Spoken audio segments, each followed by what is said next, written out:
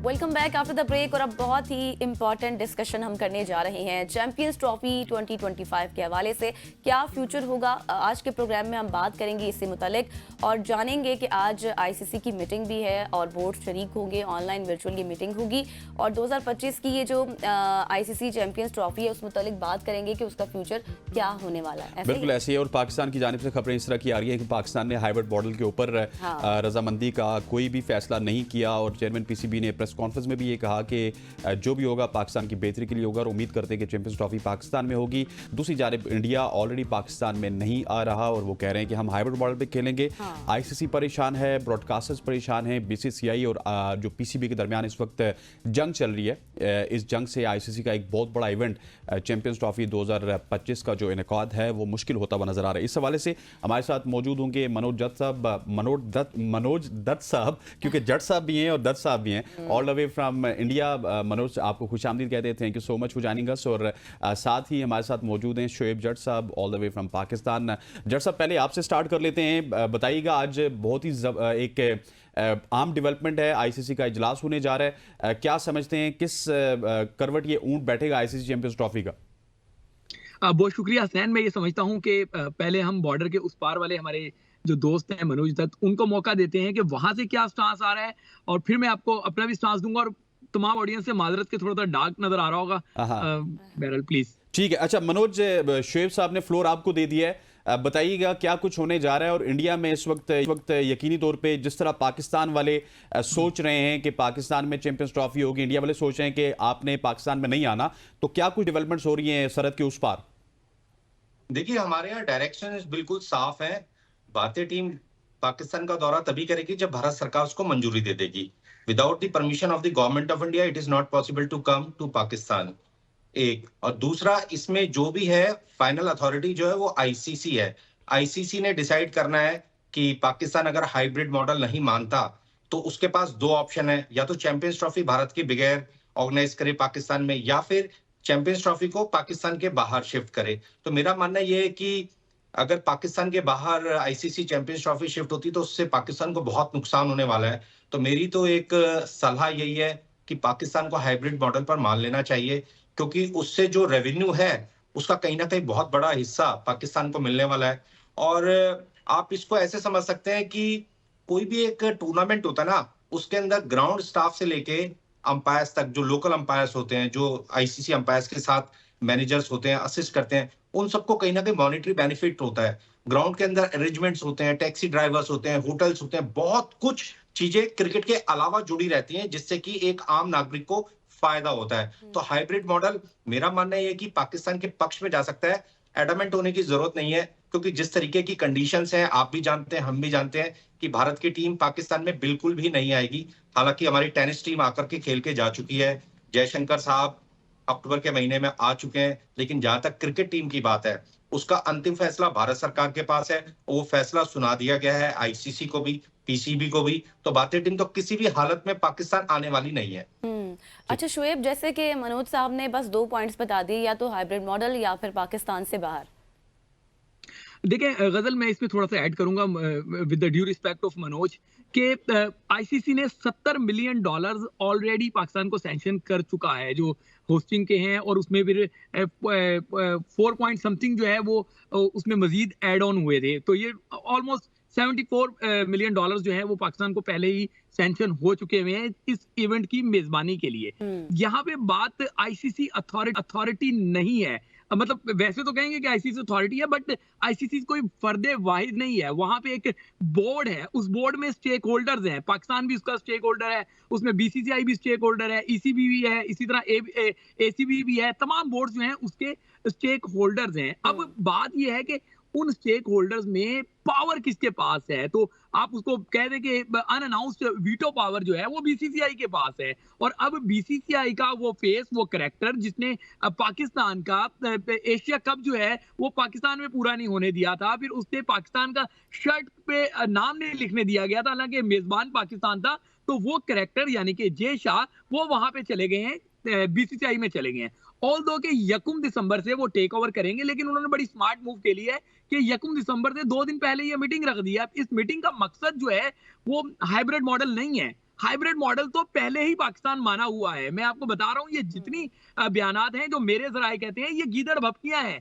ये तमाम वो स्टेटमेंट्स हैं जो अपने हवारियों के जरिए फीड की जा रही हैं। फेस सेविंग भी आप इसको कह सकते हैं। अभी आप जो कल या परसों उन्होंने मीडिया टॉक की थी, उन्होंने मीडिया टॉक में क्या कहा था कि मोहसिन नकवी जो चेयरमैन क्रिकेट बोर्ड है, उन्होंने कहा था कि पाकिस्तान विन विन पोजीशन में होगा और हम इंडिया से ये करेंगे कि हम जो है वो, अगर आप हमारे यहाँ नहीं आ रहे तो हम भी आपके यहाँ नहीं खेलने जाएंगे। तो भाई उनके यहाँ खेलने की बारी तो अगले साल जाके आनी है। 2025-26 में एक वुमेन का इवेंट है, 2026 का इवेंट है। तो पाकिस्तान क्रिकेट बोर्ड जो है वो अब ये फेस सेविंग करेगा कि हमने ये फैसला कर लिया, वो नहीं आ रहे तो हम भी नहीं जाएंगे।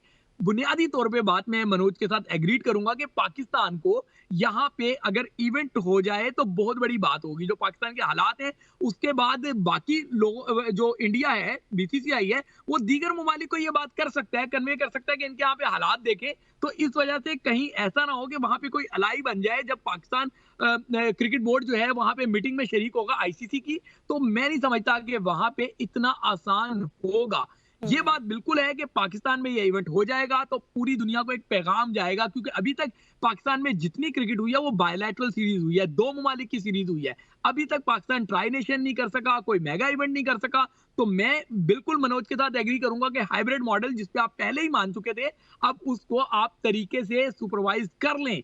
अगर आप ये सुपरवाइज नहीं करेंगे तो पाकिस्तान में 10 से 15 साल के लिए क्रिकेट होती हुई नहीं दिखाई दे रही।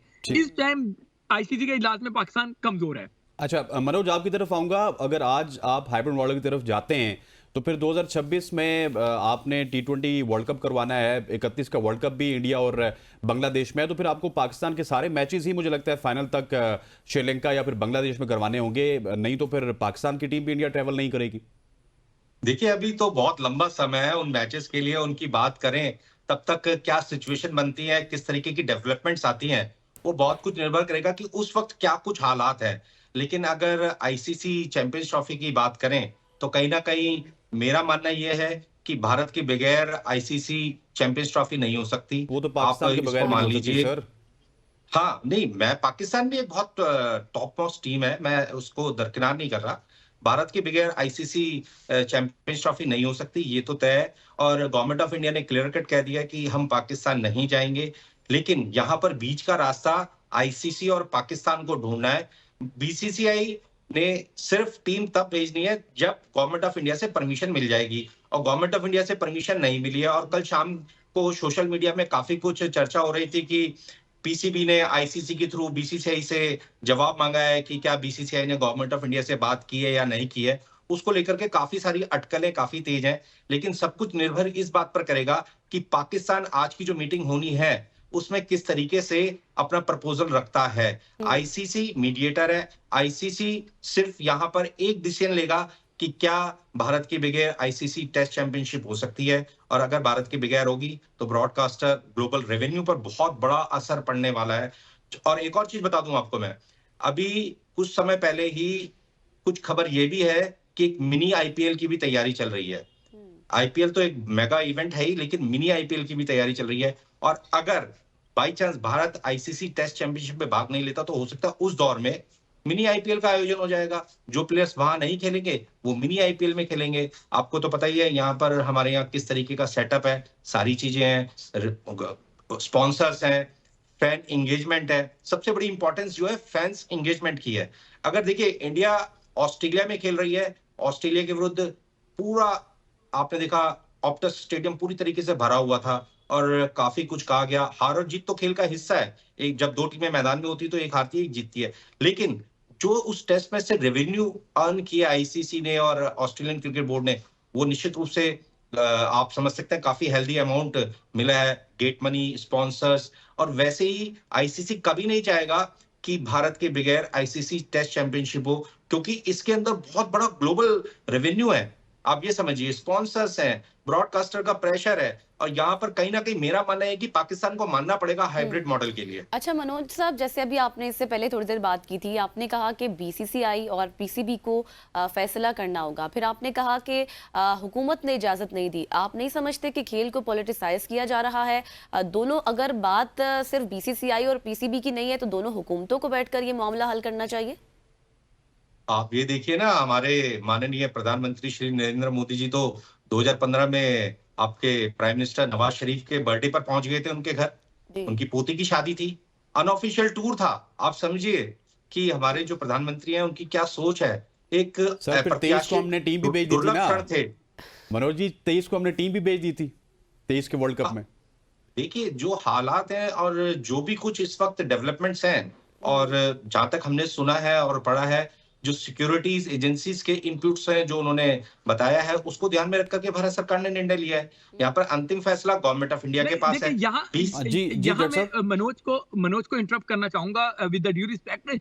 मनोज देखें, अगर आप पॉलिटिसाइज करेंगे चीजों को, अगर आप ये कहेंगे कि आपकी सिक्योरिटी एजेंसीज की रिपोर्ट्स हैं, तो फिर मुझे इंटरवीन करना पड़ेगा। मुझे आपको याद दिलाना पड़ेगा कि इंडिया में मुंबई धमाके हुए थे, आईपीएल चल रही थी, इंडिया में इंग्लैंड की टीम मौजूद थी, वहां पे ब्लास्ट हुए थे, इंग्लैंड ने फिर भी वहां पे क्रिकेट खेली। यहाँ बात हालात की नहीं है, सरकमस्टांसिस की नहीं है। अभी बिलावल भुट्टो जो है वो वहां पे गए थे जब पाकिस्तान के वजीर दाखिला थे, वजीर खारजा थे, फॉरेन मिनिस्टर थे, वो वहां जाके उन्होंने बात की थी कि हम खेलों को सियासत से नहीं जोड़ते। अगर आप इस तरीके पे जाएंगे तो मैं ये बात फिर उस तरफ लेके जाऊंगा, लेकिन मैं भी रियलिस्टिक होकर बात कर रहा हूं कि फिलहाल पाकिस्तान इस पोजीशन, पाकिस्तान से मतलब पाकिस्तान क्रिकेट बोर्ड इस जो है वो पोजीशन में नहीं है कि वो इंडिया को आंखें दिखा सके। और मैं कैटेगोरिकल इस बात को जो है वो डिनाई करता हूं। ऐसा कोई ऑप्शन ज़ेरे गौर ही नहीं है कि इंडिया के बगैर चैंपियंस ट्रॉफी करवाई जाए, ऐसा कोई ऑप्शन ज़ेरे गौर नहीं है। मैं आपको ये बता रहा हूं, ऑप्शंस तब ज़ेरे गौर होते हैं जब इस पे